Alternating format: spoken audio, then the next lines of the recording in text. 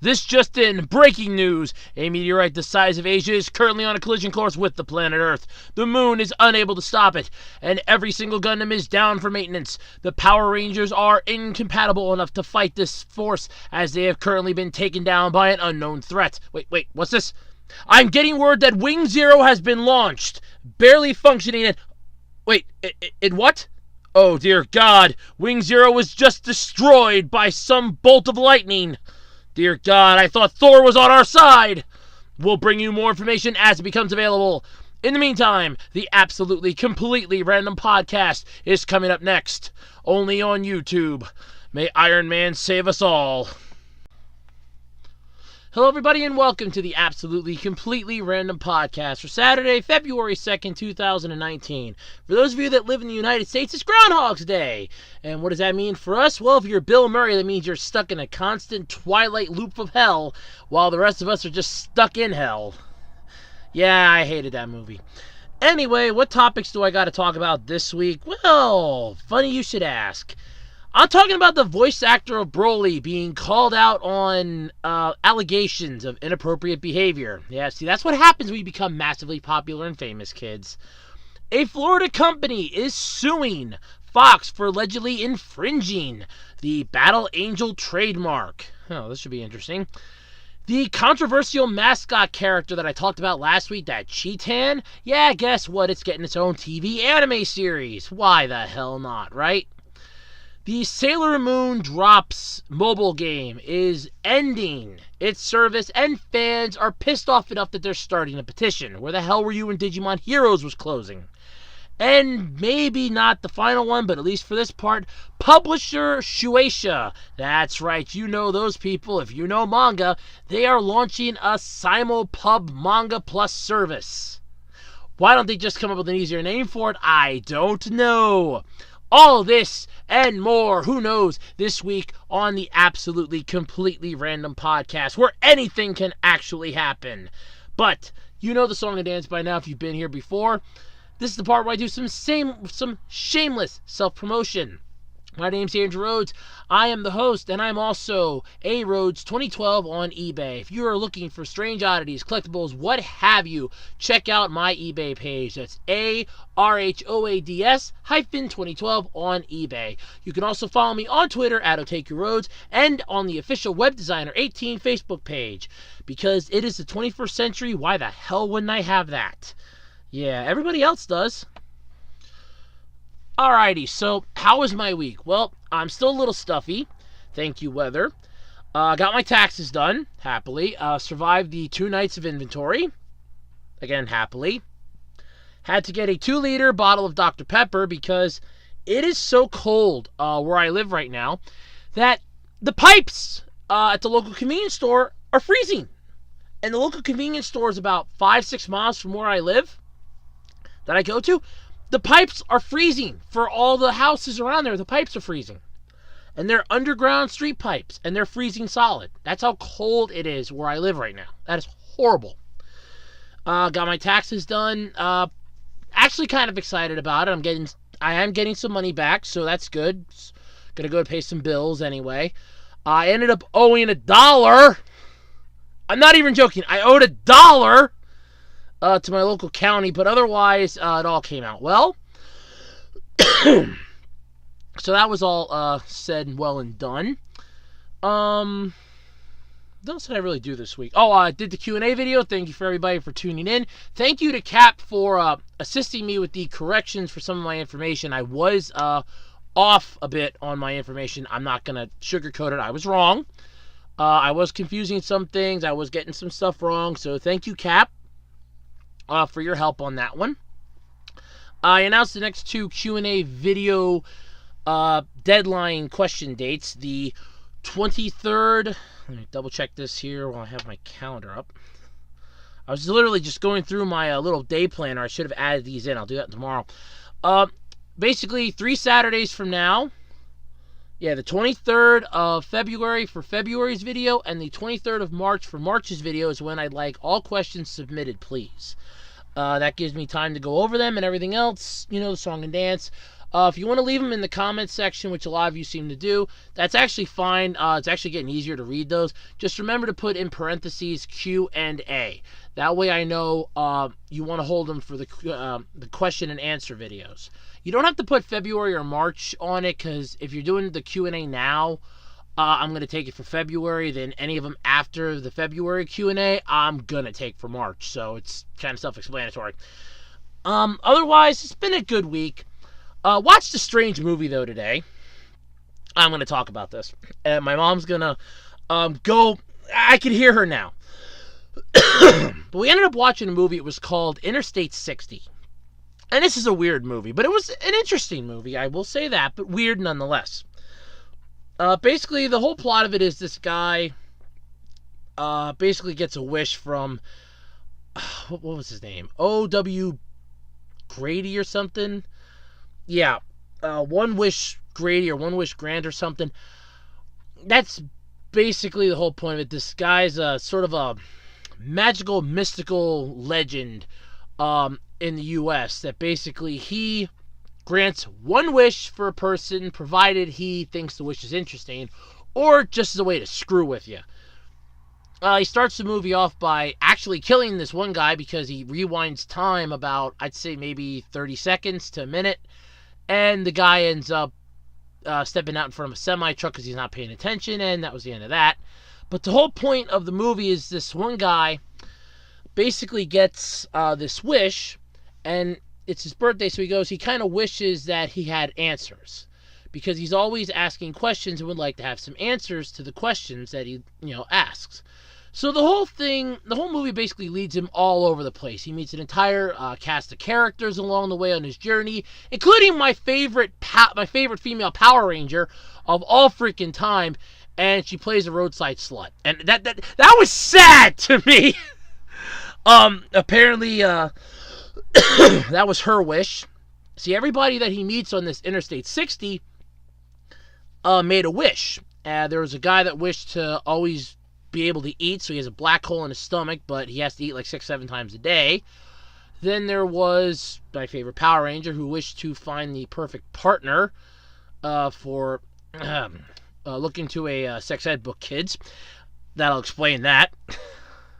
She went through 2,460 before she got to him, and he turned her down. Let's see. Then there was a guy who I assume just wanted to find some meaning to his life, or what was left of it. And it was kind of interesting because through coincidence he ended up finding that. And the main character ended up saving this girl and delivering a package, which turned out to be something that was hinted at the start of the movie, and it was weird but funny. If you ever get a chance to check out a trailer for it, go for it. It's rated R, so definitely got to watch out. It was like a 2002 movie, but it's not bad, but definitely one of those you gotta wait a little bit to check out. But yeah, other than that, this week's been kind of dull. I've been watching some Kingdom Hearts videos, just kind of relaxing, trying to get rid of what's left of my cold and my stuffiness, because I'm really sick and tired of them at this point. I can't even begin to tell you. But yeah, otherwise, it's been an interesting week. So yeah. So let's get into the podcast. Let's get started because there's a lot to do and not a lot of time to do it. We all know who that's from, right? All right, so I want to start off, though, the podcast this week. There is some sad and somber news that came from across the pond over in England. A really good actor sadly passed away. This is one that I honestly didn't know he was still going. I actually thought he was dead. I'm not even going to lie. I thought he was dead, to be honest with you. Clive Swift. Now, the name may not sound familiar to a lot of my younger viewers, but anybody that's seen Doctor Who, preferably the episode Voyage of the Damned, you'll know who I'm talking about. He also played on another British comedy show, or Britcom, called Keeping Up Appearances. He played the husband, Richard Bucket, or as his wife pronounced it on the show, Bouquet. Because she wanted to be a high-class ass kisser, I guess. I can never figure that part out. She was always nuts. But anyway, he sadly passed away. Hold on, let me pull up his bio here. Because he was in a lot of stuff. Because my mom brought it to my attention. I was like, holy crap, I actually thought he was dead. Here we go. Clive Swift. Yeah, he passed away. It's really sad. I mean, he was a really good actor. I'm not even gonna lie. And he was 82 when he died. He really was. Let's see. It doesn't say where he died at, but still, I mean, it's just sad that he died. And the sad part, it's even worse. He was 82 years old. He was literally 8 days shy of hitting his 83rd birthday. So that's really sad that, he dies that close. I mean, wow, that's just really sad. But I honestly thought he was dead already prior to my mom bringing it to my attention this morning. Okay, here we go. Okay, he died in Paddington, London at the age of 82. He was born in Liverpool, England. Well, it's really cool. But yeah, he did a lot of decent television in that. He was active until 2017, so about 2 years ago. So that's not too bad. So the life and career, I mean, he had a long career. I'm not even going to sugarcoat that. He was in quite a few films, none of which that I heard of. I'm not even lying. I have not heard of many of those. I've probably seen clips of them online or in other shows, but I just don't, it's just not coming to my mind. As for television, though, I do know of a few shows that he was on, like I said. Oh, he was even in oh, wow. Okay. So he was actually in 2 Doctor Who's. Because in 1985, he was Professor Jobel in the Revelation of the Daleks, a Doctor Who episode. So that's even more sad. 1987, he was in Inspector Morse as Dr. Bartlett. It's really sad. But yeah, he played Richard Bucket in Keeping Up Appearances. He was in the Doctor Who episode Voyage of the Damned. He was Mr. Copper. I was trying to remember what the name was. It was 2007. He was Mr. Copper.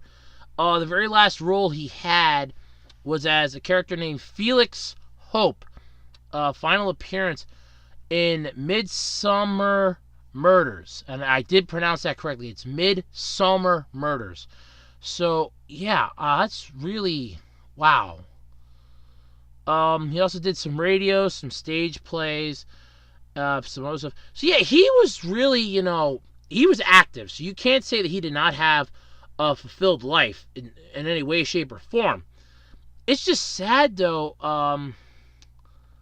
that he died. Let's see what he died of here. Okay, he died on February 1st at his home at age 82. He spent his last days with his family following a short stay at St. Mary's Hospital, London, where he was treated for a short illness, which included breathing difficulties. Paying tribute to Swift, fellow actor James Dreyfus said loved this extremely talented, suitable actor. He was really good. I'm not even going to lie about that. I always remember watching Keeping Up Appearances. For those of you that have ever seen the show, you'll know what I'm talking about. For those of you that don't, there are clips on YouTube. The wife was crazy in that show. She was nuts. I constantly made the joke that, and I'm going to say this, if the character on the show, if they ever wanted to take the show in a really strange turn, he could have killed her. I guarantee you that entire neighborhood would have, they would have bent over backwards to dispose of the body and hide it. I'm not even joking. Let's see. I mean, his wife, she was nuts in the show. Hold on, let me see if I can pull up the thing here. Let me pull up the, sounds. That was only 5 seasons long. Wow. Okay, so Keeping Up Appearances, the main show that he was on, it follows Hyacinth Bouquet, the wife in the show, played by Patricia Routledge. I can't pronounce her last name. I do apologize. In her attempts to prove her social superiority and to gain standing with those she considers upper class. Yeah, it often is hampered by her lower class extended family, who she is desperate as all hell to hide. Much humor comes from the conflict between her vision of herself and the reality of her underclass background. Each episode, she lands in a farcical situation as she battles to protect her social credibility. She's nuts. It comprised 5 series and 44 episodes, 4 of which are Christmas specials. Production ended when the star moved on to other projects, and it was the Patricia Routledge moved on to other projects. All episodes have been released on DVD, so if you ever want to check it out, you can. It was really good. I remember watching this on PBS. I always said when I was growing up, we were watching. It was like a Thursday night show. For us, it was like 7:30 at night. It was on. I always said, "Oh, look, the Bucket Woman's on," because that's how I knew her. She was the Bucket Woman, and Richard was just the poor guy that she dragged along. All he wanted to do was just live day to day, like have a nice normal life. And I remember the episode when he was asked, "Do you want to take early retirement?" And he was practically having a nervous breakdown because it meant he was going to have to spend the rest of his life at home with Hyacinth. And I just remember the following episode, he's on his hands and knees practically begging his boss, please, don't.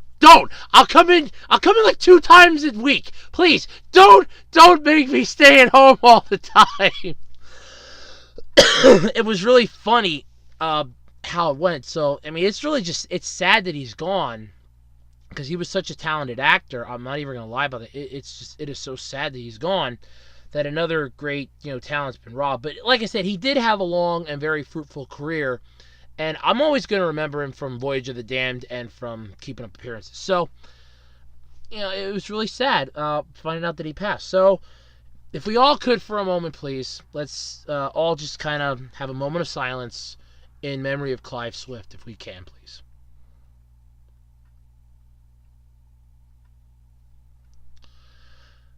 So long, Mr. Copper. Bye-bye, Richard. Okay, so here's a good lesson for you, boys and girls. What don't you do if you become massively popular? Do you, A, not try to have any of your skeletons come out of the closet? B, try your damnedest to keep skeletons in the closet? Or C, hope and pray you don't become big enough that years down the road, skeletons are just going to start popping out of the woodwork of your closets? Well, if you answered A, B, or C, or basically if you answered D, you're wrong. But if you've answered A, B, or C, congratulations. You now know how Vic, and I'm going to butcher this guy's last name, I know it. Vic Mignogna. Mignogna? I can't pronounce your last name. I'm just going to call you Vic Mig, okay? That's what I'm just going to call you. So Broly here, basically, he's the voice actor for Broly. He's responding to the allegations that have now suddenly started popping up like crazy over inappropriate behavior. And it's actually massively, because this was all over the internet for like a good 2 days. So yeah, I mean, the guy, first off, I mean no disrespect, because I know voice actors, you're basically paid for one thing and one thing only, it's to talk. You're not paid to look good. There are people that always say you have a face for radio. It's insulting, but voice actors, it's kind of your thing. I mean, they're not seeing you, they're hearing you. That's how it works. So, basically, fans have been recounted his unwanted affection, the unwanted affection from this guy, and he's responding to the allegations of this, which I kind of get a kick out of. So let's start off with the fans that are screaming about recounting the unwanted allegations. This one was kind of interesting. So, because most of this happened apparently at conventions, which sucks, first off, because conventions are already becoming a massive huddle ground for crap. You have like the shootings that happen, possible death threats. I mean, look what almost happened to Jason David Frank at that one comic convention where somebody wanted to go there and kill him. Then you had the LA Comic Con or the LA Con or Anime Con where that person's car that I talked about on here got, burned in an arson thing. I mean, conventions are already, they're really walking a fine line here. And then you have stuff like this happens. That's really not going to be good for marketing. I mean, could you imagine a hotel that's they want to book a convention at, and all of a sudden it's like, oh, you want to have no.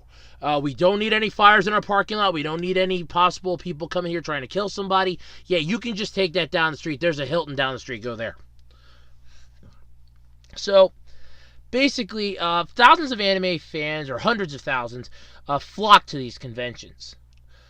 Whether it's a mid-sized local con or planning the trek to Anime Expo, where I am never ever gonna go because I am not an idiot. I'll never make it in there. They'll eat me alive. I'll be swimming with piranha at that place. The reasons are just as varied as the attendees. Some spend the early morning hours assembling racks and decorations for their Artist Alley booth, while some perfect their makeup and glue for the cosplay mannequins, or masquerade, I should say. And others will just hop from fan panel to fan panel to fan panel and bitch people out in the greatest of all sports, Nerd Battle! Where you can basically lay a smackdown on your opponent without having to physically touch them. You can basically mic drop their ass, and all you have to do is bust out some knowledge. Oh! Sunday, Sunday, Sunday. Be there as two geeks that live in their mother's basement go head to head in a nerd off for which anime character has the best attacks. What have we done with our lives? Sunday. I'm sorry. I'm sorry. But that's sort of what I think. That's sort of what I always think when I think of like conventions like this. Even Star Trek conventions and comic conventions, I think the same thing. You just have nerd offs. Nerd battle competitions. That might be a good idea. If somebody takes that, I want credit, by the way, because I thought of it. Let's have a nerd off. Basically, 2 nerds enter, 1 nerd leaves. Unscathed. So you basically learn about Dub's lost to time, obscure appearances of hamburgers and anime, stuff like that. Just fun things. It's supposed to be a fun environment. You have the cosplay kids over in one corner. You have the witches and warlocks in another corner. You have the people playing D&D in another corner. And I'm going on a way different convention here. I'm going on a way different convention. They're basically like weekend fandoms. Parents can drop off small groups of friends, assured that they'll get their coveted autograph and UFO catcher plushies. I got my autograph! I stood in line for 10 hours, I paid $75, but I have it! I saw them sign it! What does it say? Get bent! Hey! I'm sorry, it's conventions are an easy joke thing, but in a fun way, and that's what I like to do, is a fun joke with this. It's a place to laugh loudly, be unabashed, nerdy, and interact with the creators and actors in what's assumed as a safe environment. Yeah, let's just check off that safe environment. So let's see, you have people that are going to be scamming your credit cards by scanning your ass cheek where you keep your wallet. Sure, okay, that's a safe environment. You have a possibility of a gun-toting maniac popping into the place to kill a actor that they've never met before in their life. Sure, we'll go with that. That works too. Possibility of your car catching fire in the parking lot because of a stalker for another person that's at the convention. Go with that's 3. Safe place. Yeah, if you're in the bathroom, maybe it's a safe place. If you're in the lobby, it's a safe place. If you're at home watching an anime series on Blu-ray because you don't have the $160 to get in the front door, it's definitely a safe place then. Sure. Unfortunately, though, there's a line for appropriate guest and attendee behavior and what should be done when it's crossed. And these questions came to the forefront of social media as rumors about the convention guests and staff interactions with minors stopped being whispered and instead were shouted from the rooftops on Twitter. Dub voice actor Vic Mig, I'm not even going to try to pronounce your last name anymore. I'm literally just gonna call you Broly from now on. Just be done with it. Vic makes even worse. So Broly here, most of these posts were accusing him of being homophobia, rude behavior, and most concerning, making unwanted physical advances on female congoers. Thread quickly spread massively like a damn wildfire. Over 4,000 retweets. 400 comments, and still growing to my knowledge. Many replaying their own negative experiences, including unwanted, solicited physical altercations from the Full Metal Alchemist actor. Yes, he played in that too. As with any claims involving a person with a moderate fan following. Oh, okay. So, moderate fan following. So, Full Metal Alchemist Brotherhood, and Broly. That's a moderate fan following. I guarantee you I could Google search this guy's ass, find out how many things he's done. You want to call it a moderate fan following. Granted, we're not talking Sean Schimmel or Jason David Frank or Christopher Sabat here, but sure, moderate fan following. We'll go with that. You put his name and face up on a billboard along with some of the other Dragon Ball characters, I guarantee you those seats are going to be filled at that panel. At least they probably would have been. So yeah. Basically, they're attempting to discredit individual claims, or at the very least, dispute the voice actor's intentions behind kissing or hugging attendees unannounced. Come on, dude! You don't touch people. Personal space. PC, man. PC. And you got personal contact here. Jay was approximately 14 years old. She attended New York Comic Con 2014 and met, Mig Man here. She described the encounter as really, really uncomfortable. Yeah, it probably would be just shaking his head would be really, really uncomfortable. No offense. The guy always creeps me out. Even seeing this picture creeps me the hell out. I'm not even lying. So basically, let's see. She discussed how the voice actor put his hand underneath her zip-up sweatshirt and on her waist for the initial photo. And thinking that the photo-taking portion was done, she was surprised when he asked her to look towards the camera again. That's when he put his face close to hers and then kissed her. That's not good. And it goes on and on. The guy is really creepy. And there are pictures. There are pictures even with this. So that's really bad. You got multiple individuals that are coming out and saying this too about him. Typical small talk. Asked if they wanted a photo. Hugging them. Getting a little too close for comfort here with little kids. We all know how well that went. For other people, let's not go down that route. No one seemed to be asking him, though, Miggy here included, whether the other parties were willing participant or whether a celebrity should be making an intimate display towards an underage con-goer. No! No! Hell no! You shake their hand, you give them a photo, you pose for a picture, you don't touch them! That's no! God, no! Oh my God. And it just goes on and on and on in this. Alright, this is the one though that's definitely the most disturbing. So here we go. This is the one that I think takes the cake for Creep of the Year award right here. This definitely should be in his recommendation letter for Creep of the Year nomination. Azure, A-Z-U-R-E, in case I can't understand me, was 15 years old and presenting as female when he met Mignoga at Anime Expo 2006 in Anaheim, California. He was in the autograph line with a friend who also 15 years old, who had prepared a gift for, this guy, for Mignoga, Broly, whatever you want to call this guy. Creep of the century, I don't care. Asia was dressed in cosplay, a cardboard version of Alphonse's armor from Full Metal Alchemist. The two approached Vic, and the friend joked that Azure's costume was sexy. Azure was surprised when, Mig here enthusiastically agreed. The group laughed it off. It gets worse. And left the line. Later that day, they got an exclusive visit from the guy in the hallway. He chatted with the group, asked them how long they were visiting the con, and then mentioned his fan club after making the group swear they wouldn't share it. Oh, that definitely doesn't sound like you're basically trying. No, that doesn't sound like a Michael Jackson move at all. No. Here's my personal fan club. Don't tell anybody. Oh, no. No. That's definitely way too creepy. So basically, Big Nuts here gave them his personal cell phone number. Let me just stop right here for a moment.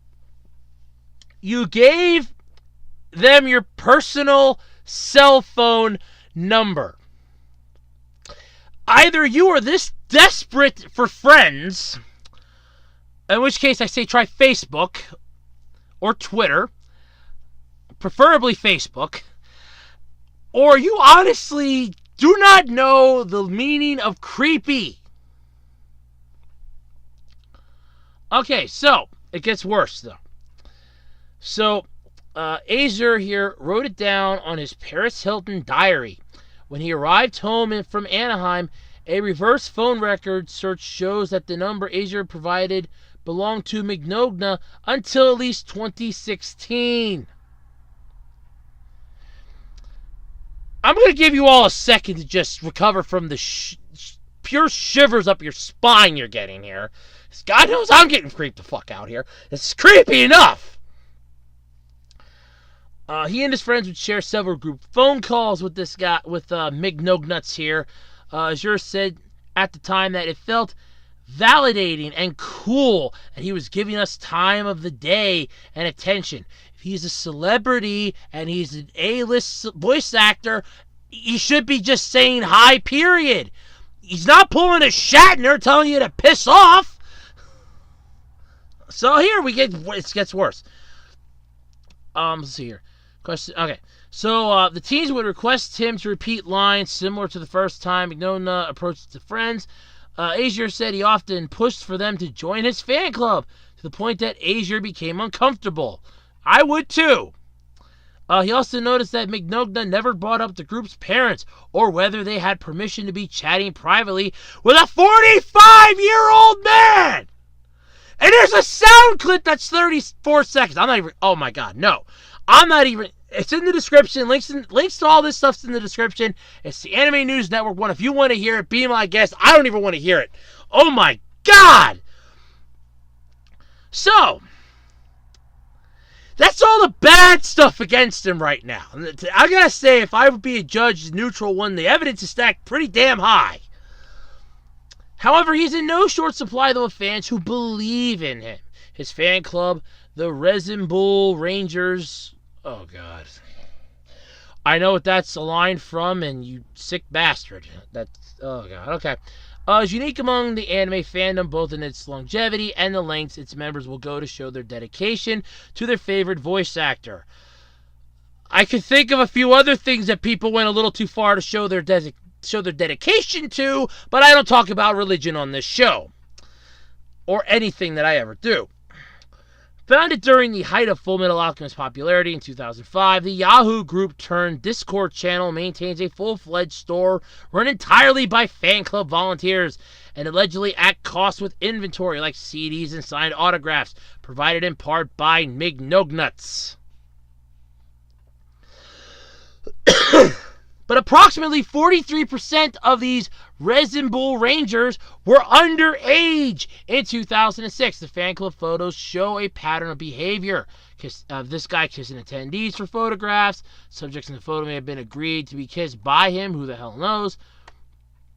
This is just creepy. It goes on and on and on with this. It just keeps getting worse the more I read. And it's starting to bog the living crap out of me. But then he goes and starts responding to these allegations, claiming that... Hold on, I have it on here somewhere. Where was it here? Let's see here. Oh, yeah. Okay. In response to these allegations, he posted a public statement to his Twitter account. Oh, see, look, you do have Twitter. Go find friends there. It is heartbreaking. Over the last few days, a number of comments and allegations have been voiced on social media, and I'd like to share my thoughts. I think there's actually a better version on here I can read from the Anime News Network one here. Okay, yeah. Okay, I'm pulling up because the same thing's on the Anime News Network one. I have two different topic links here, but I can read it a little easier on this one. Because the other one was from boundingintocomics.com, and it really is small to read. I gotta get my eyes checked. So he wants to share his thoughts. Homophobic. No, some of my dearest friends are members of the LGBTQ community, including several that I brought into my production family on Star Trek Continues. This is blatantly This is a blatantly false statement. I said many years ago that I didn't think a particular character I voiced was gay, contrary to what some fans believed. Not because it matters to me at all, but because I was told this was the case. I also elected not to autograph Yaoi, Y-A-O-I, because I am not homophobic. Or not because I am homophobic, but because I didn't wish to sign material that was not canon. Oh, come on. Sign a fan's picture, you bastard. I mean, yeah, I can see not wanting to sign that type, but, somebody drew a picture of you, I would... Come on. Somebody took the time and effort to do that. Anti-Semitic. I couldn't even grasp where this is coming from until someone pointed me to a moment years ago where I was in a panel and referred to a bunch of noise coming from another room jokingly as a Holocaust. Oh, God. As I said then, it was a metaphor for Armageddon, death, and mass destruction. Oh, God.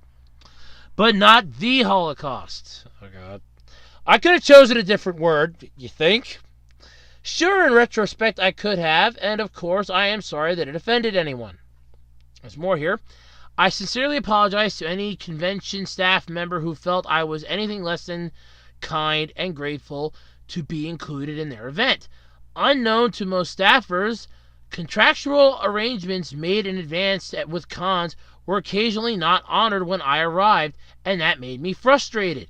That does not excuse making anyone feel badly, and I am deeply sorry.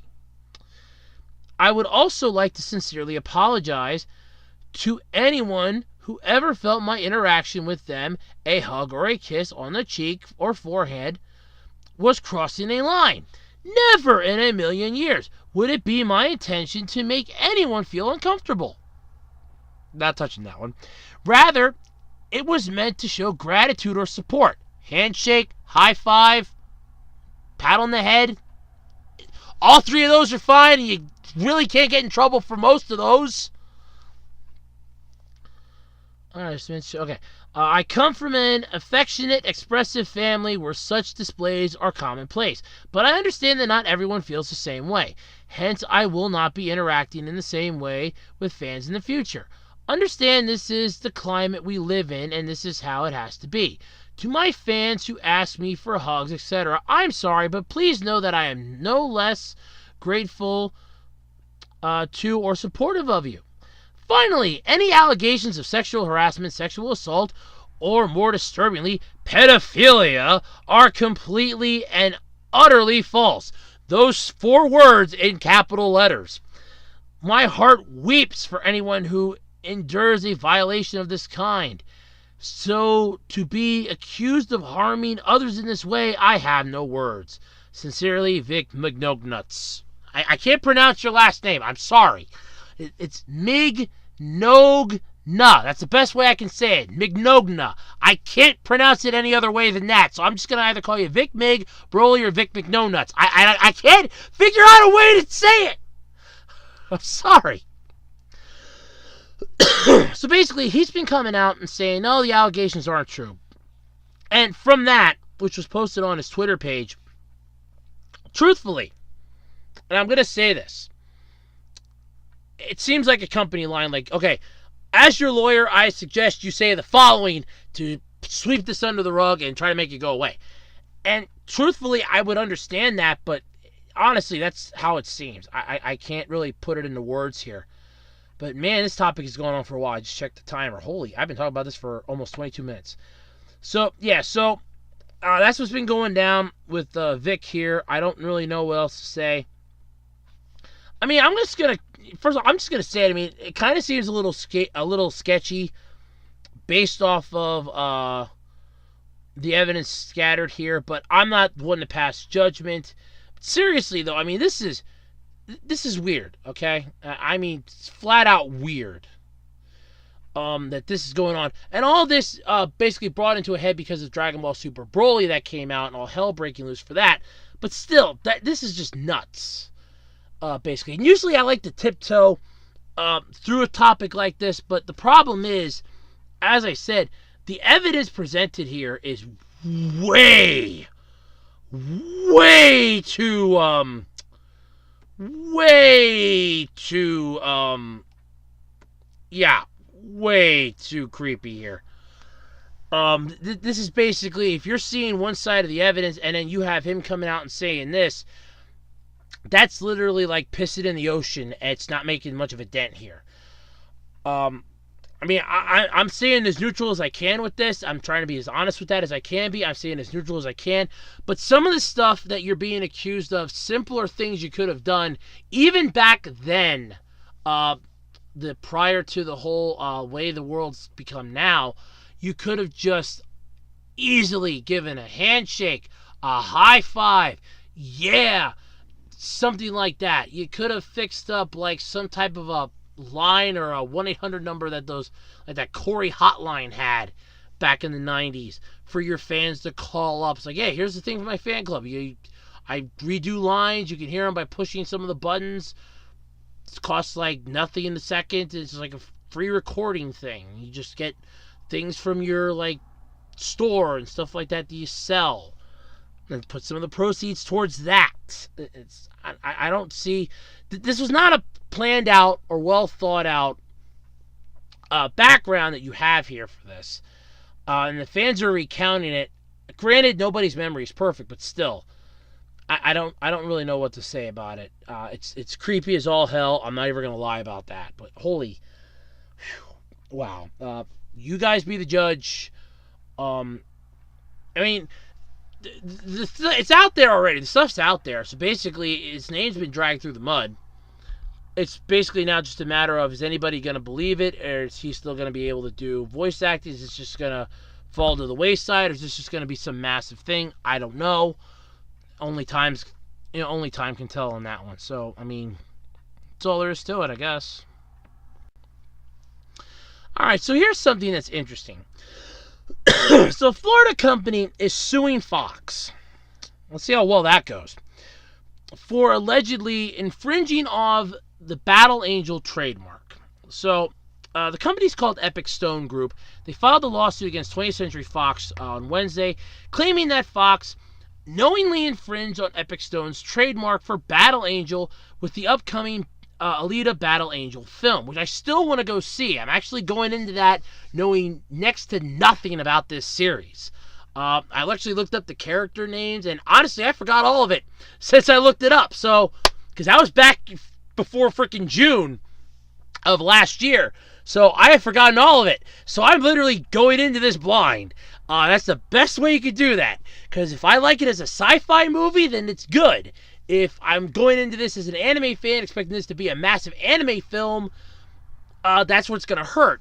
But if I'm going into this as a science fiction, it's like, okay, it's going to be a sci-fi film, that could work. And that's how I want to do this. So, Epic Stone has alleged that 20th Century Fox is engaging in unfair competition by using the goodwill associated with Epic Stone's trademark. Yeah.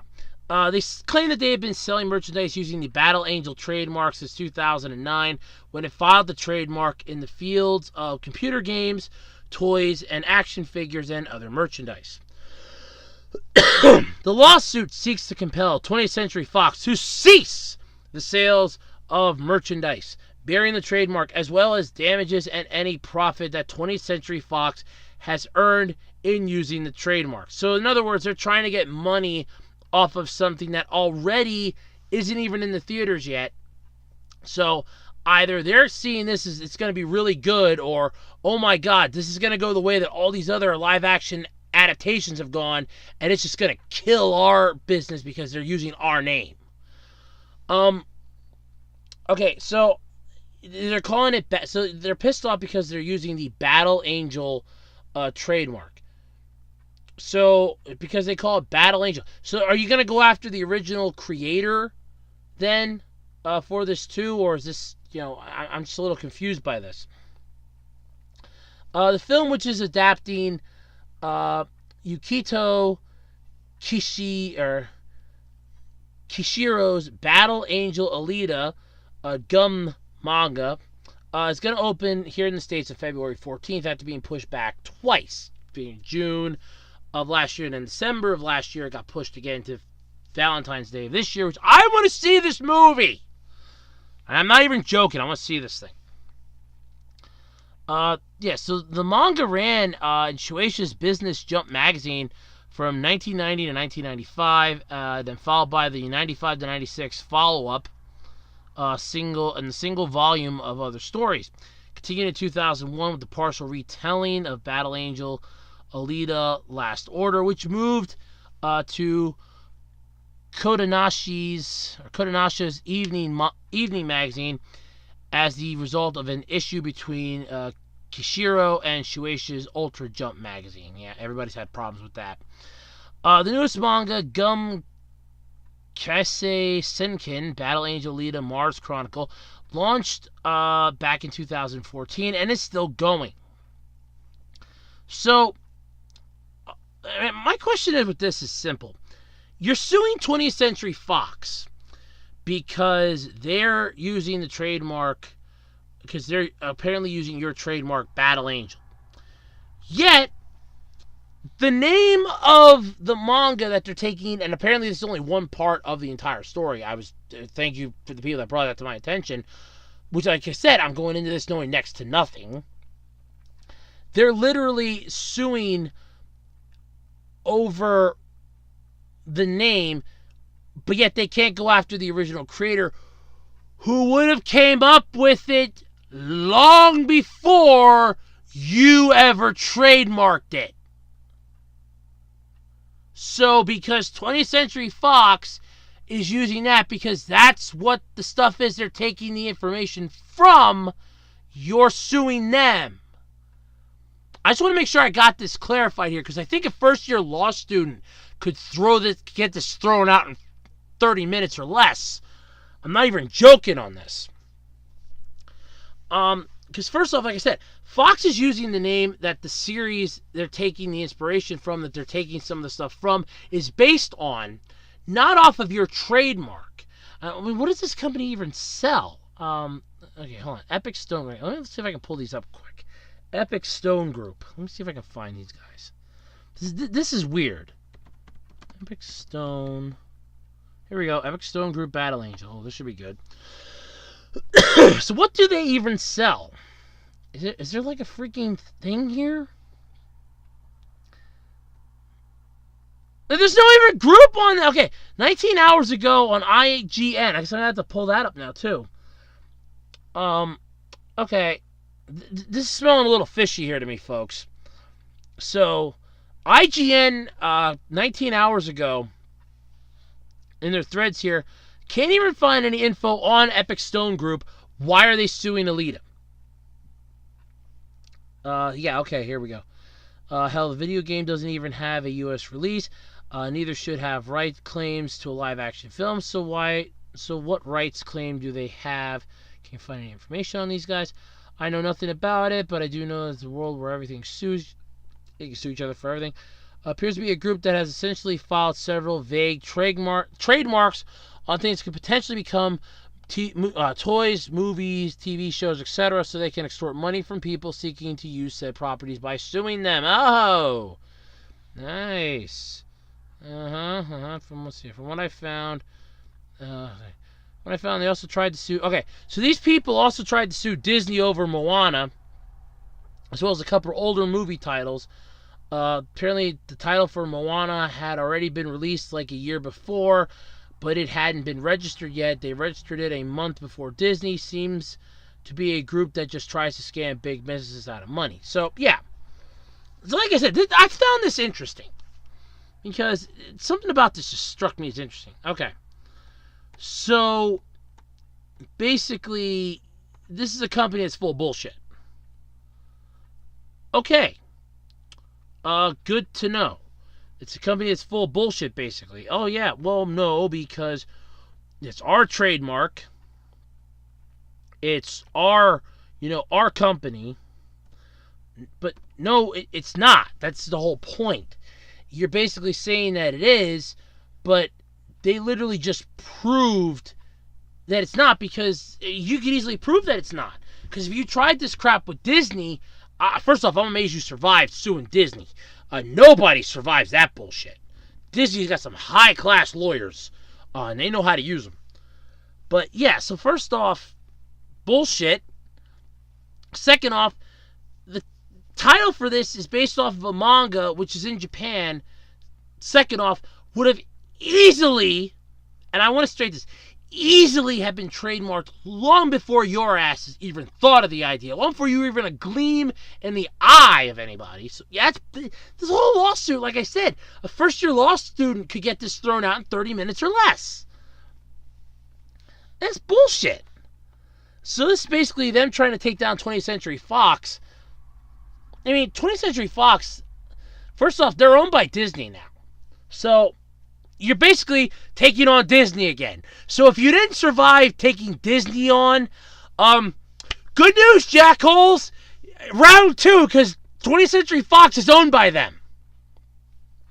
I guess you've been living under your rock for so damn long, you didn't realize that Disney owns Fox, so you're effectively going up against Disney again. Way to go, jackholes. That's 2 for 2.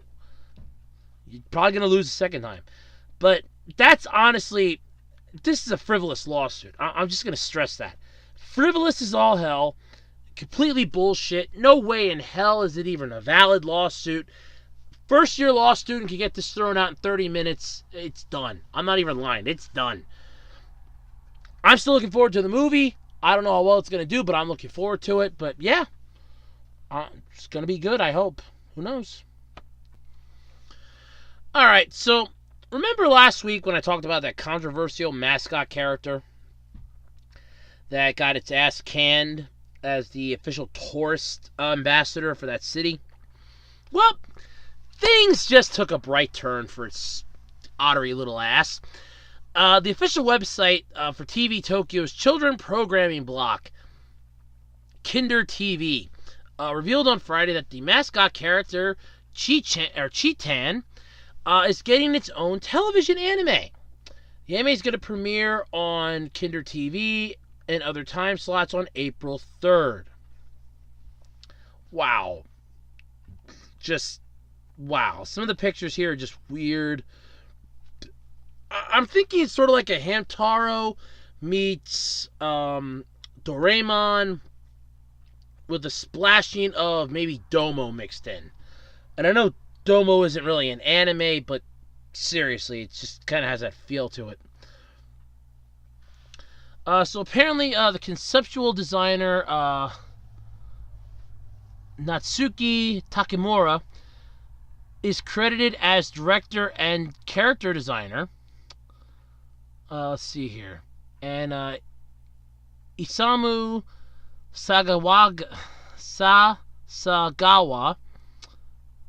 is in charge of the scripts. Infinity Vision and East Fish Studios are producing the anime.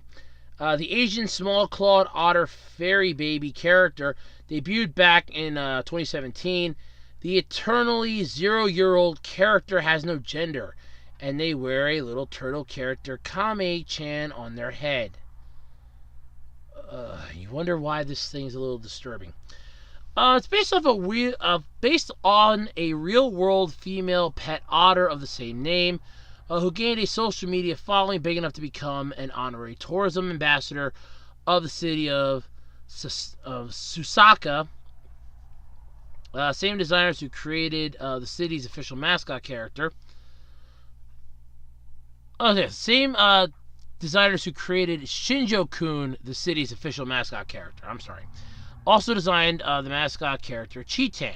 I know I'm mispronouncing that, but I can't figure out how any other ways to do it.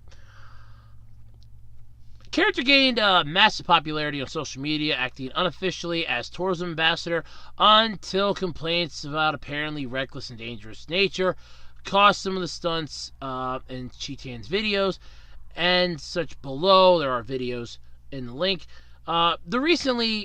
The city, like I reported last week, fired the otter as ambassador, and honestly, I scratch my head at this entire thing yet. So, here's a good question for you. What Was the point of firing the otter again to gain popularity for the anime, or what? I'm thinking that. I can't really explain anything else, but seriously, that's about the best I can give. Truthfully, it's just one of those. I think it's weird.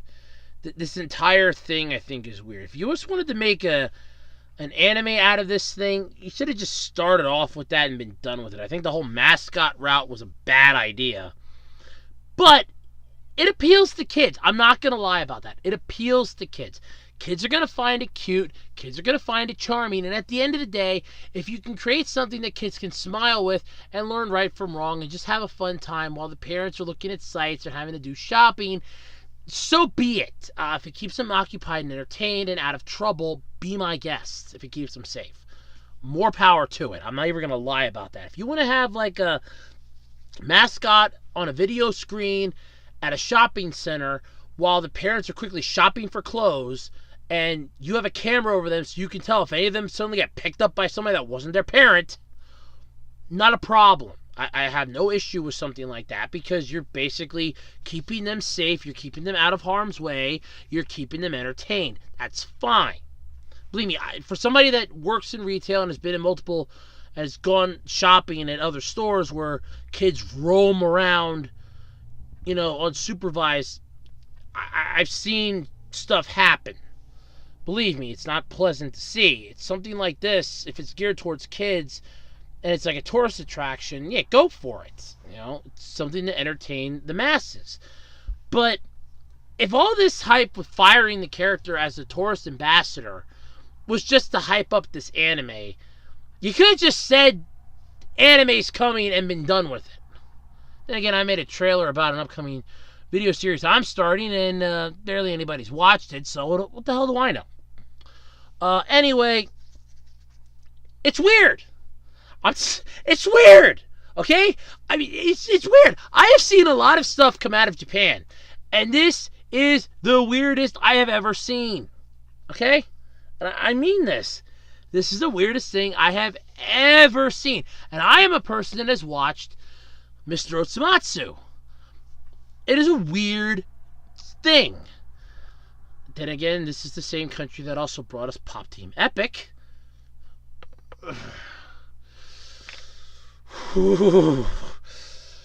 Never gonna touch that. I swear I'm never gonna touch that one. But yeah, I find this whole thing weird. I really do.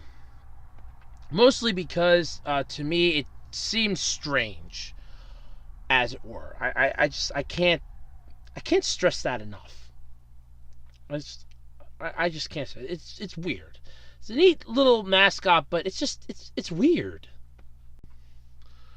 Alright, so in the age of the tablet, the smartphone, and all this other fun technological fun space toys, the stuff that I kind of like to play with now. I mean, I got tablets. Yeah, it's a fun story. I'll go over that someday, I guess. Screw it. I got one tablet to replace the one. Then I got one to replace that one.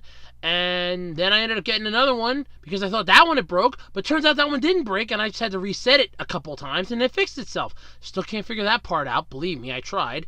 And now I have another one to replace the one that I had a backup of, and now I got three somehow, and I only really need two. One to have and one as a backup, and that's pretty much the whole thing. So, Sailor Moon Drops, this mobile puzzle game, is set to end its service, and fans have started a petition to save it. I want to know what happened and where the fans were when Digimon Heroes was closing. I loved that game. That game was fun. Why couldn't you save that game? No?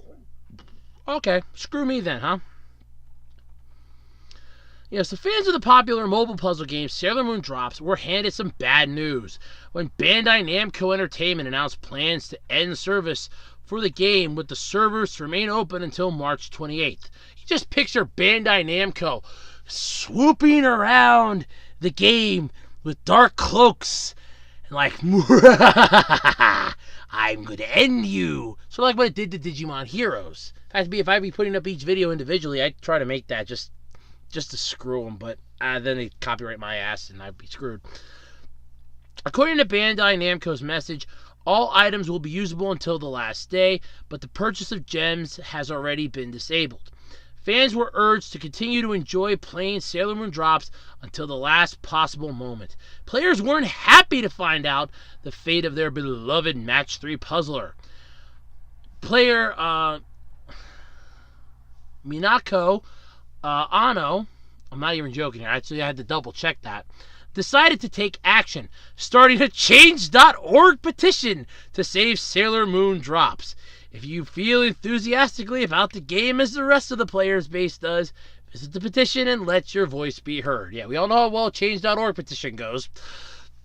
Change.org petition, ban anime. Change.org petition, help me, prove that anime is wrong. Change.org petition, help me save a video game. Yeah. I mean, first of all, like I said, I want to know where was this type of fan stuff when Bandai Namco canned Digimon Heroes? That game actually had a fan base. So many people were pissed off when that game was closing up. I mean, if something like this were to happen with a massive other puzzle game, and I know Cap's going to yell at me for this one, but let's say for a moment Puzzles and Dragons suddenly announced, like Gung-Ho suddenly announced Puzzles and Dragons was going to be ending its service. Could you imagine how many people would be extremely pissed off about this? A lot! And I'm not talking a small amount. I'm not talking a minute amount. I mean, a lot of people would be pissed about this. Then again, they make way too much on that game. I don't see that closing anytime soon. I mean, seriously, they're doing a Fate Stay the Night collaboration right now. They do collaborations. They recycle a couple of them from what I've seen and from what I've read online, and for past ones, they recycle some. So you can always have a chance to get, a character a second time down the road, and they do really cool events. So it's not like they're half-assing this. They know how to do the dance. They know what makes a good game and what doesn't, and they're making bank. You can't tell me they're not making bank. I mean, except for when they give out all the free stones, but then again, they usually time that well, I've kind of noticed. And I've only been playing this for about at least a year, I think. Oh yeah, at least a year, because I'm up to like over 400 days. So at least a year, minus those couple days that I was without a tablet last year. I will never forget that. But yeah, I've been playing it for over a year, and I've kind of noticed that every time you get a massive amount of magic stones, in comes the next, massive egg machine that takes like 10 or 5, magic stones per pull. And it's like, gee, I just scored a whole crap ton of these. Huh, that's a coincidence. Or you end up getting a whole bunch of new dungeons with a massively spiked up difficulty rank, so you can use those to continue. Yeah, I kind of see how this goes. Or in my case, you eventually use them to either increase your stamina, to restore your stamina, increase your number of friends, or increase the number of monsters in your monster box. Although, thanks to the latest update, a majority of mine has plenty of room now because they started stacking the enhanced materials, and whew, did that save me a lot of space. So you have that. Yeah, I think I'll probably just use like some of them to increase the number of friends I can have, because I keep finding some of those that come in handy because of different monsters and all that. I mean, Cap's my best friend in this. I mean, his monster and mine, we do pretty well together because Cap's monster, I should say, does so Cap's monster does pretty well. My brain's not thinking well tonight. Cap's monster is good for light and dark, and my one leader monster that I have now is good for fire, water, earth, and fire, water, grass, and light. So combining those together, I've gotten it up. I thought it was a 58 combo. I don't know how I got a 58 combo unless I did something else or I had a different monster or something. But I can get up to like a 40 times combo relatively easily, and it's really fun doing that if I get all the orbs in the right, line. But a change.org petition. So let me see if I can pull up this change.org petition here. Okay, well, there's a link. I'm assuming this will take me there. Okay, petition Bandai Namco. Save Sailor Moon drops. Zero have signed this. Oh my god!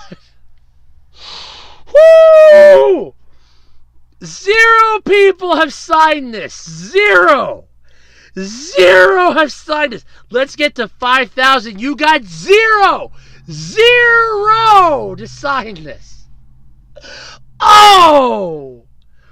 It's in Coopersburg. Oh, wait, well, okay. All right. My apologies. It has gone up. The page is finally fully loaded. My apologies. It's not 0. It is actually increasing. Okay. All right, it's still going. There are 3,070 signatures. My apologies. It is not 0. It did not load all the way when I clicked on it. That was my mistake. I apologize. Profusely apologize. Yes, 3,075 signatures. Now it's stabilized. Okay, so 3,075 signatures. But yeah, person's in Coopersburg, Pennsylvania. Ooh, you're in my neck. You're around. You're in my state. Interesting. I wouldn't say my neck of the woods. I don't know where Coopersburg is, but you're in You're in Pennsylvania. Yeah, you're in my state. Cool. So this is how it goes on the change.org petition. Today, Sailor Moon Drops announced to its community of players that it will be closing down on March 28, 2019 at 3 a.m. UTC, 10 p.m. Eastern on March 27, 2019. This upset many people, including myself. I usually hate Match 3 game apps, but seeing my favorite Sailor Moon characters in chibi form and using their attacks made the game so special, as well as earning new characters with events, making friends who also played, and pretty much everything else Sailor Moon Drops. Yeah, pretty much everything else. Sailor Moon Drops is really special to me, and I don't want to see it go, especially when I just discovered it a month ago. Okay. It probably won't cost Bandai Namco that much to keep the Sailor Moon Drops servers open. Bandai Namco is a profitable company who made 678 billion yen in 2017, so it should be able to keep Sailor Moon Drops going. Even if Mooney and Drops played banded together and signed this petition, yes, if every Mooney and Drops plays, alright, let me try this again. If every Mooney and Drops played banded together and signed this petition, we'd be able to save Sailor Moon Drops. Please save Sailor Moon Drops. And then it's also in Japanese. Okay. Okay, so there's some updates on here. Next week, apparently February 9th, will be hashtag Save Drops Day. On this day, you're supposed to share this thing. Some people here that reason for signing. One person put down, I play almost every day. I hate to see it go. I haven't even finished Sailor Star's arc or even start another story. Another put down, I love this game, and it's not fair after all my hard work on this game for it to get shut down. Yeah, I'm feeling the pain, because Bandai Namco pulled the same shit with Digimon Heroes. I felt that pain back in 2017 when they ended that one. Fans were pissed about that. I was pissed about that. I don't see anybody that wasn't, because it was truly a horrible, moment when that happened. Because I put so much work and effort into that game, and then it's, bye. We're shutting the servers down. Here's a whole crap ton of hard drives to expand your character slots. Here's a whole crap ton of level up discs. Here's a whole crap ton of stuff. Max out your characters. Have some fun for the last few weeks you're going to have the game. The countdown was literally on, and it went out. And the part that pisses me off to this day, I'm going to say this. This is going to be my final word on this. The part that pisses me off to this day was the fact that I finally right before it ended, got the one character that I wanted from the start of the damn thing. When I started playing it, I finally get the one character that I wanted, and I'm like, yes, I finally have this character, only to basically it be the last and final day. I didn't have my camera with me so I could get a picture of it for prosperity, but I remember pulling open that last and final pull, and there it was. I couldn't do any battling because all the maps were removed, the event map was removed, all the other maps were inaccessible. I'm literally staring at the game imploding upon itself. It was horrifying. I mean, I hate to say it to the players of this game, but here's the thing. If Bandai Namco's ending this, they're probably coming out with something else down the road. There's probably another Sailor Moon app coming out, because it seemed to be the thing they were doing with Digimon Heroes. They were getting rid of that, and Digimon Links had literally just come out. And it's like, yeah, we're just shifting all of our people over to this one. Screw you. And fans were going, no, they're not doing that. But yet, nobody, even Bandai Namco never actually gave an explanation as to, well, no, we're not doing that. Well, yeah, maybe we are doing that, but we're not going to tell you because it's really none of your concern whether or not we are doing that. So, that's what it is. If you want to sign the petition, I have the link in the description. Feel free to sign it if you want. I'm steering clear of this because I'm a fan of the original Sailor Moon, and when I think of the reboot, Sailor Moon Crystal, it makes me weep for anything Sailor Moon related because I did not like the reboot. I did not like the opening theme of the reboot. There was nothing wrong with the original. It was a classic. You did not have to reboot it. That is my final thought on that. Moving on. Okay, so if the name Shueisha rings any bells, it probably is because it's a manga company. They publish manga and other things. Remember, it's like what Viz Media did when it launched Shonen Jump Online. The thing that killed the print magazine, which pissed me right the hell off. You have Shonen Jump Alpha and all that other crap. Yeah. Well, Shonen Jump Online service offering a simul-publications of ongoing Shonen Jump titles for free. Nothing in this world is free. Everything has a cost.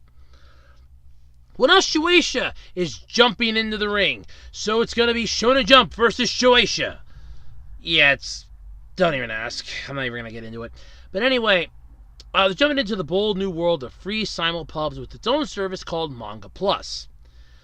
Manga Plus, which is available on Android, iOS, and the plain of web seriously, and also the plain old web, features 50 ongoing and completed manga titles with more on the way. Just like Shonen Jump, the latest chapter of each manga is free, as is the very first chapter. For a fee, users can pick up previous volumes. Okay, so there's where your catch is. Well, the latest one's free, but previous volumes are going to cost you. But with the similar setup, though, many overlapping titles, what exactly separates Manga Plus from Shonen Jump? Manga Plus apparently is available in other countries where Shonen Jump isn't. It features titles that Shonen Jump doesn't have, although it doesn't serve as a total replacement for that service, though, either, because Shonen Jump also has titles that Manga Plus doesn't have, so it's sort of a give and take on that one. The service is available worldwide, excepting Japan, China, and Korea in English now, with Spanish on the way between February and March. So the official site describes the service as follows. Luffy, Goku, Naruto, Deku. Many heroes have been born from Japanese manga. Upon the release of the latest episode, Japanese manga readers have gotten excited about the latest performance of their heroes and have been able to share their experience with friends and colleagues. If you too want to get excited over manga heroes' great performances with other readers all over the world, Manga Plus by Shueisha is the best place for you. With its service, you can read as many attractive manga series You can read a many attractive manga series anywhere in the world, in English and Spanish, and totally free of charge. There's no time lag either. You can enjoy the latest and greatest performances of manga heroes, simultaneously with other fans on the globe, sharing your excitement with them. Okay, so let's talk about this. What the hell are you smoking? All you basically said is we're gonna do what Shonen Jump's doing. And that's it. That's literally all you said. Your entire website's description honestly leaves a lot to be desired here. So basically you're saying that you can read it all over the world, yet there are exceptions for where you can and can't read it. You're saying that, there's many attractive titles, but yet you and Shonen Jump have differing titles from each other. So if I would want to read one that's probably in Shonen Jump, how the hell am I supposed to read it on you? You can read in English and Spanish free of charge so long as I don't want to read past volumes. No time lag. And you're calling them episodes? Upon the release of the latest episode, Japanese manga readers... First off, I'm quoting the exact thing how the website describes their service. First off, they are not episodes, okay? Episodes is what a lot of people call the Webtoons comics that you can pull up on the Webtoon app, okay? Those sometimes get classified as episodes because they're multiple chapters in one. So those you consider episodes. 1. 2. It's a manga, not an anime. It's volumes. Volumes. VOLUMES. Volumes. 3. You keep preaching about great manga heroes, and yet the only ones you mention are the mainstream shonen series. Dragon Ball Z, or basically Dragon Ball, Naruto, My Hero Academia, and One Piece. What about some of the non-shonen high hitters? You have so many more of those, and yet the first 4 you mentioned are the ones that every basic weeb is going to go on to check out. Oh yeah, I'm just going to go read this. And yeah, I'm an otaku. I read One Piece and Naruto.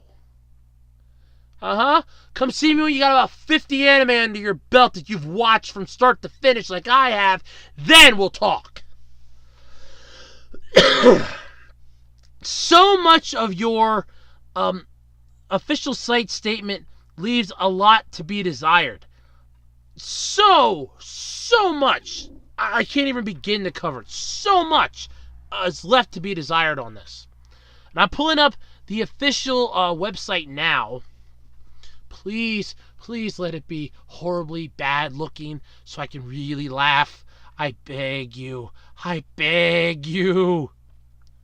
Please let it be horrible. I want something really funny. It's still loading. Of course it is. Alright, here we go. It's loading up. It looks really weird. Oh, wow. Okay. I mean, you could have included, You could have included Gon from Hunter x Hunter. Okay, so here are the ones that are up here on the top. I'm going to try to name off the ones that I can. Don't know. Looks like Reborn, not sure. Goku. That one I'm really not sure about. Naruto, Luffy, Deku, Gon, Ichigo, guy from Food Wars, Yuya, don't know, High School Kid. And this is literally your homepage. Oh, sorry, this is the updates page. Is there a homepage for this? Do you actually have a homepage that just instantly take you to updates? Oh, God. And is there, anything to click? There's nothing to click on the... You just have this, little bar that says updates, manga, and all this stuff. I'm hitting the About page, And all it says is, what is manga by Shueisha? I'm assuming manga. And it literally just gives you the same song and dance that this is idiotic. Oh my god. Okay. A message from Masashi Kishimoto, author of Naruto and Boruto. Oh, this should be good. Jump's manga will now be available at the same time all over the world. Now that it's an official service, there will be a lot to read. Wonderful! Oh, for God's sake. Now let's together enjoy the great performances of new manga heroes with Manga Plus by Shueisha. Oh, good Christ. For fuck's sake. I cannot believe that this is actually a thing here. Your updates, this is your homepage for this website. I wish I did video, I would show this. Oh, okay, here we go. Now we get something more than just the 5 things up at the top. Okay, so you got Naruto, you got JoJo's Bizarre Adventure, you got Bleach. What else we got? What else we got on this thing here? Soloist in a Cage, Daikam, Naruto, Dragon Ball. Naruto on here twice. That's cool. Rurouni Kenshin, Past 3 Days. You got Landlock, Naruto, Death Note, Assassination Classroom. And these are just ones that have been updated. Past 4 days. How many updates to Naruto have you done? Jesus. Let's see. False Love, Claymore, another Naruto. Daikam, Nano Hazard, Bakuman. Ooh, Bakuman! That was a damn good series! I own the entire series in print manga form. 20 volumes. And you're up to what? Number 7, Smile and Bashful. Wow. Wow. I don't even think that's out of the first volume yet. Wow. Dr. Stone, Act Age, Black Clover, My Hero Academia, Boruto, Demon Slayer, Kimetsu no Yai, and more to that. Jutsu Kaisen. Okay, so that's that guy at the end one then. The Promised Neverland, We Never Learn, I'm from Japan, Well Hardened, Higume, Chainsaw Man. What the hell are these? I understand that they're manga, but some of these I just do not understand. Neo Lation, Hinomaru Sumo, Hayuki, Food Wars. I know Food Wars at least. Summertime Rendering, Teenage Resistance, Hell's Paradise, and Naruto. And that was what, 7 days? Please tell me it's 7 days. Please tell me it's like the 7-day mark. Yes, thank God. Okay, so that's all of them that were released in like a week. Then you have some like 6 days, 5 days, 4 days. It almost looks like every day there's a Naruto chapter. Yeah, okay. So we're basically talking about nothing more than an overglorified discount Shonen Jump here. I mean, seriously, I don't understand this. This boggles my mind. So this is supposed to be basically a Diet Shonen Jump, I take it, because it's not available everywhere, which I understand, but still, if this is Diet Shonen Jump, I got some issues with Diet Shonen Jump here. I think I'll just stick with regular if this is the diet version. Wow. Okay, so yeah, that's where I stand with this.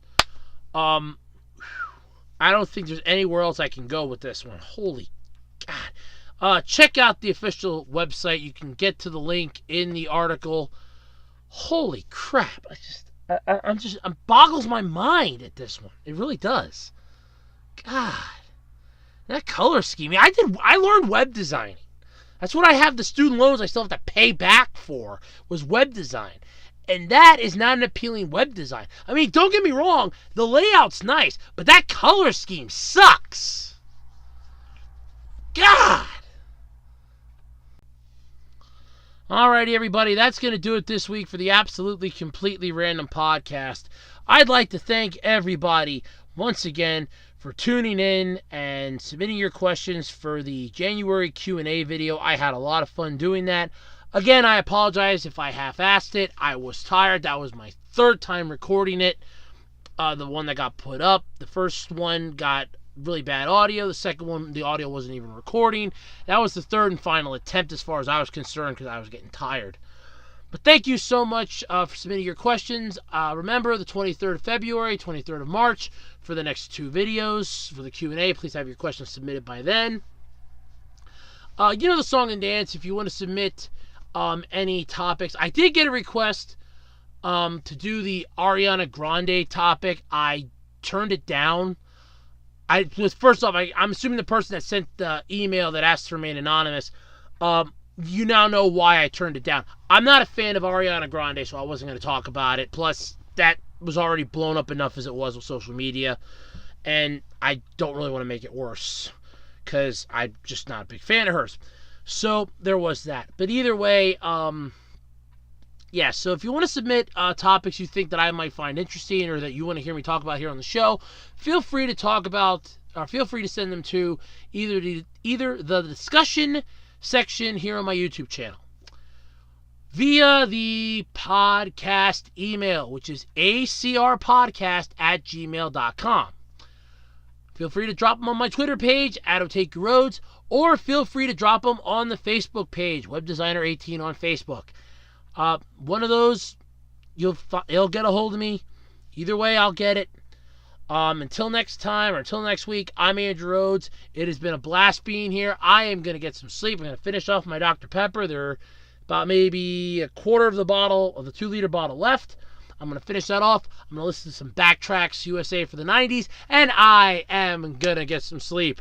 So, until next time, I'm Andrew Rhodes. This has been the Absolutely Completely Random Podcast. Look forward to the new series coming out later this month, according to my official trailer announcement.